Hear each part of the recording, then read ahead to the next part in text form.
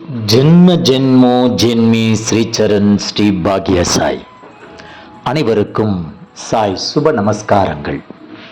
நிலக்கோட்டையிலிருந்து சாய் உமேஷ்.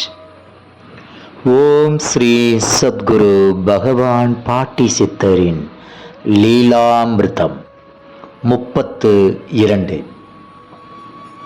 ஒரு முறை ஒரு கிராமத்து பெண் போல் தோற்றமளித்த பெண் ஒருவர் கூட்டத்திற்கு பின்னால் நின்றவாறே பாட்டியையே பார்த்து கொண்டிருந்தார். சட்டென நிமிர்ந்து பார்த்த பாட்டி, ஏன் அங்கே நிற்கிற என்றார்கள். பிறகு இங்கே வா என சாடையில் பாட்டி சொல்ல, அப்பெண்ணும் பாட்டியின் முன்னால் சென்று அமர, பாட்டி அங்கிருந்தவர்களை பார்த்து ஒரு செம்புல தண்ணி கொண்டு வா என கட்டளையிட்டார்கள். தண்ணீரை பாட்டியிடம் கொடுக்கப்பட்ட பின் அந்த தண்ணீரால் அப்பெண்ணின் பாதங்களை கழுவி மஞ்சள் பூசி குங்குமம் வைத்து தொட்டு வணங்கினார்கள். சிறிது நேரம் கழித்து அப்பெண்ணை அனுப்பிவிட்டார்கள். அப்பெண் யார் என்று இதுவரை தெரியவில்லை.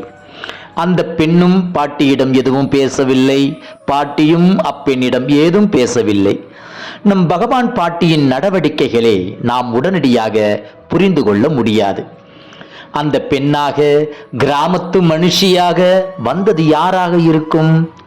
பாட்டி ஏன் அவ்வாறு நடந்து கொண்டார்கள் என்பது பற்றி ஏதும் நமக்கு தெரியவில்லை. யாரோ ஒரு தேவதை அல்லது ஒரு பெண் தெய்வம் மனித உருவில் ஆசி பெற பாட்டியிடம் வந்திருக்கலாம். பாட்டி உலகை ஆளும் உமா மகேஸ்வரி அல்லவா? ஒரு முறை பேராசிரியர் திருமதி அணு வெண்ணிலா அவர்களும் அவரது நண்பர்கள் சிலரும் மற்றும் தனது வாகன ஓட்டுநர் அவர்களும் அனைவரும் பாட்டியை தரிசிக்க வந்தனர்.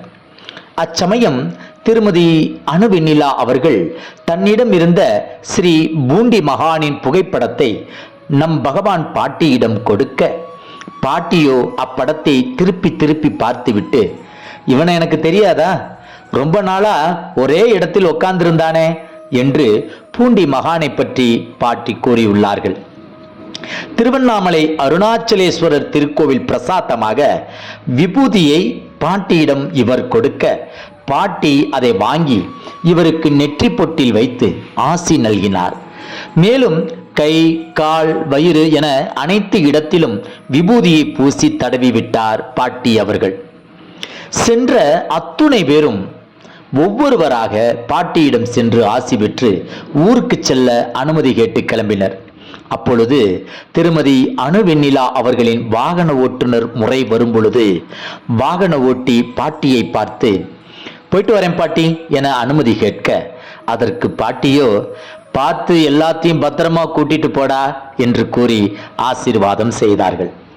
இதில் என்ன ஆச்சரியம் என்னவென்றால், அவர்தான் கார் ஓட்டுநர் என்று பாட்டிக்கு எப்படி தெரியும் என்பதுதான். அவர் ஏதும் சீருடையும் அணியவில்லை. சராசரியாக இருந்த அவ்வாகன ஓட்டியை எப்படி பாட்டி கண்டுகொண்டார்? பிரபஞ்சத்தை ஆளும் நாயகிக்கு நடக்கும் அத்துணை விஷயங்களும் தனது ஞான பார்வையில் தெரிந்து விடுகிறது என நாம் இந்த லீலாமிர்தத்தில் தெரிந்து உணர்ந்து கொள்வோம். ஜெய் குரு பாட்டி, ஜெய் குரு பாட்டி, நற்பவி பாட்டி.